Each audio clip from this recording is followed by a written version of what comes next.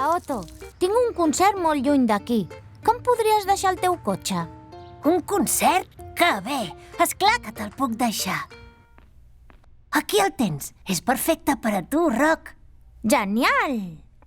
Potser és perfecte per a mi, però no per a la meva guitarra. I sense guitarra no puc tocar. El meu cotxe és massa petit. Et cal un cotxe més gran. Tinc una idea. Anem a trobar l'Ali.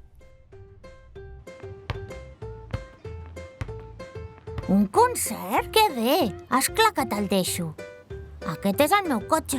Així podràs anar al concert amb la guitarra. Genial!